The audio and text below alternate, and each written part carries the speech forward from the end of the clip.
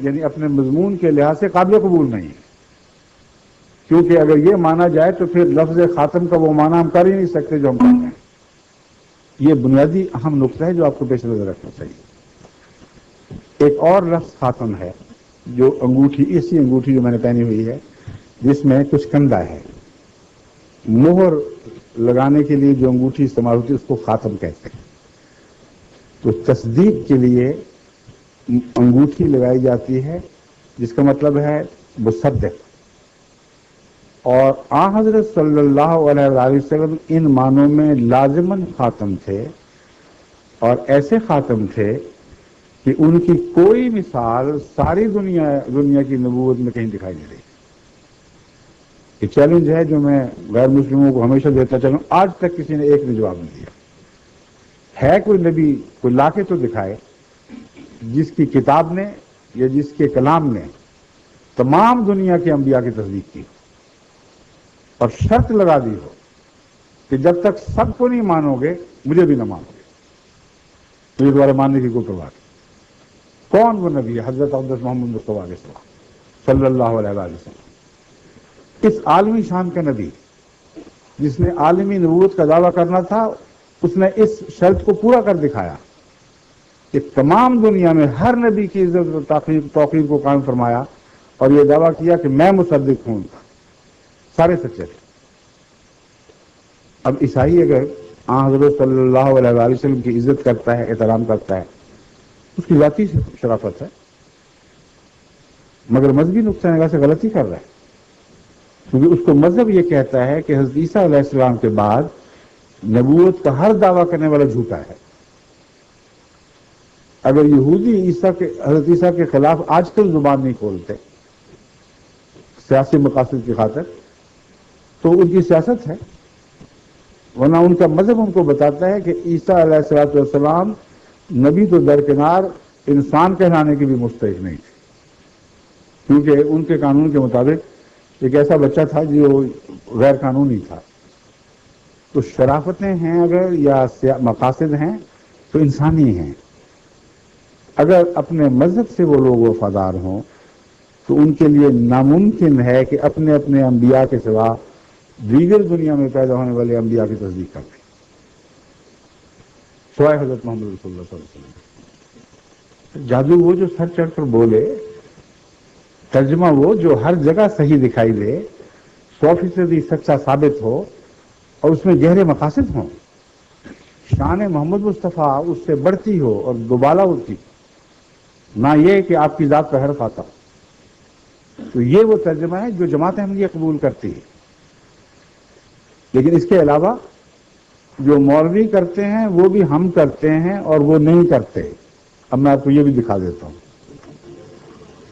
ماشاءاللہ آپ سب لوگ بڑے بڑے تعلیم یافتہ اور ذہین سوچ اور فکر رکھنے والے دو احباب ہیں جو تشریف لائے ہیں۔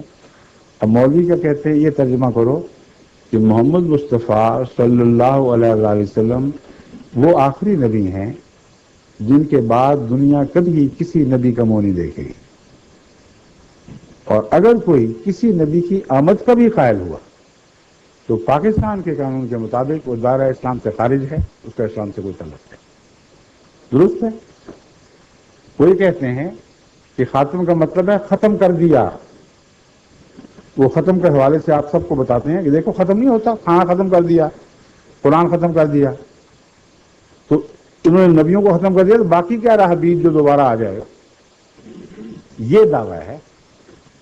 اور عامت الناس سادہ لوگ بڑے نعرے مارتے ہیں، واہ واہ سبحان اللہ، ہمیں پتہ لگ گیا ختم ہوتا کیا ہے۔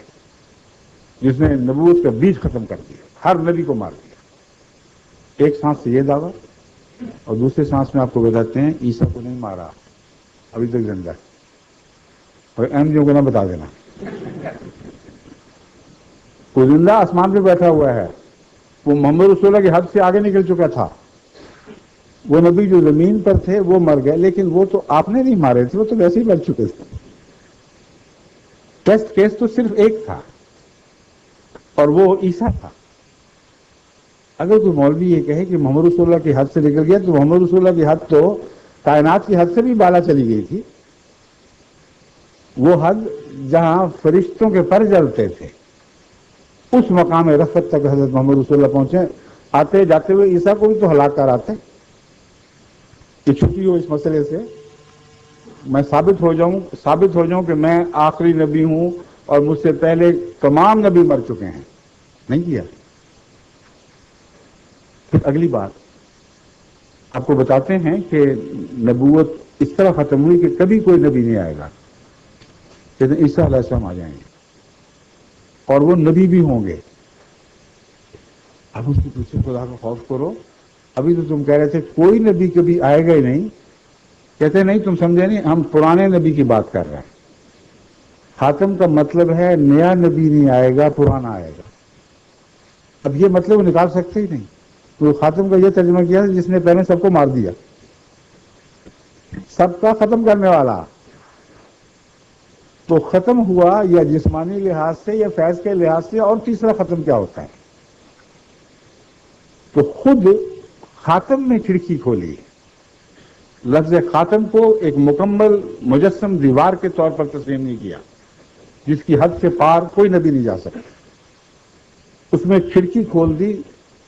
वो जैसा चोर डाकू सनद लगाते हैं, उस तरह अंदर डाकू एक सनद लगा दी और दरवाजा खिड़की खोल दी कि ईसा अलैहिस्सलाम आएंगे तो यहां से निकल के आ जाएंगे चुप करके।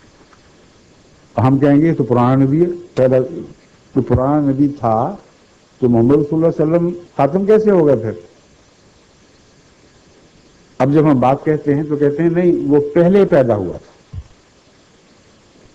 तो कुरान करीम फिर ये खातम की तारीफ कर रहा है कि ऐसा नबी है जिसके होते हुए पहले तो जितनी दफा मर्जी आ जाए जो पहले पैदा हुए कोई फर्क नहीं पड़ता।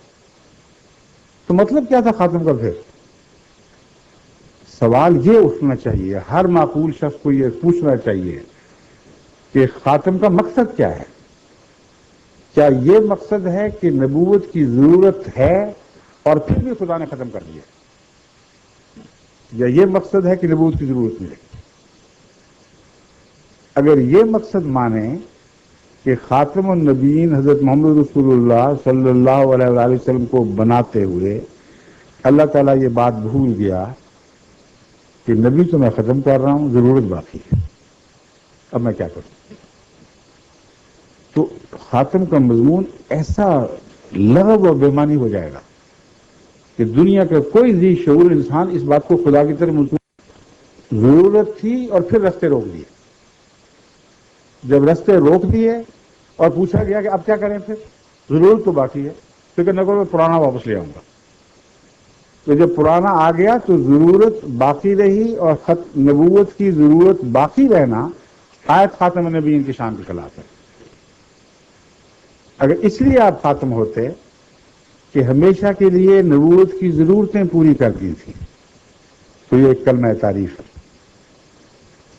अगर इस मानों में खातम है कि नबूवतों की जरूरतें बाकी थी मगर उसके बावजूद आपकी उम्मत में कोई नबी का मर्तबा पाने वाला इंसान पैदा नहीं हो सकता, तो ये हज़रत सल्लल्लाहु अलैहि वसल्लम की मदानी मजम्मत है।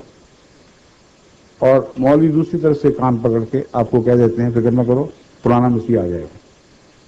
अब उसमें और भी बातें हैं। पुराना मसीह आएगा तो इनकी ये बात तो पूरी होगी कि पहले पैदा हुआ, लेकिन मरा कौन बाद में? वफात किसकी हुई ये भी तो देखो। आखिरी पैदाइश से गिना जाता है या वफात से गिना जाता है? सारी दुनिया जानती है कि किसी का आखिरी होना उसकी पैदाइश से नहीं उसकी वफात से गिना जाता है। बस इनका कौल ये बना, इनका ये तस्वुर ये हुआ कि हजरत मोहम्मद मुस्तफ़ा सल्लल्लाहु अलैहि वसल्लम को ईसा अलैहिस्सलाम ने जो 570 साल पहले पैदा हो चुके थे अपनी आंखों के सामने पैदा होते देखा, अपनी आंखों के सामने वफात पाते देखा, और आज 1400 साल हो गए हैं अभी तक नहीं मरे। उतरेंगे तो मरेंगे, अव्वल तो उतरना ही नहीं तो मरना कहां से होगा? कोई माकूल आदमी सोच ही नहीं सकता। उतरना था तो कितने जमाने बीत गए, कितनी मुसीबतें उम्मत पे टूट पड़ी। उतरते किस्सा कजिया साफ होता, वो है ही नहीं ऊपर बैठे हुए, तो यूं ही मौलवियों का ख्याल है। तो ना उतरेंगे نہ اس مصیبت سے چھٹکارا ہوگا.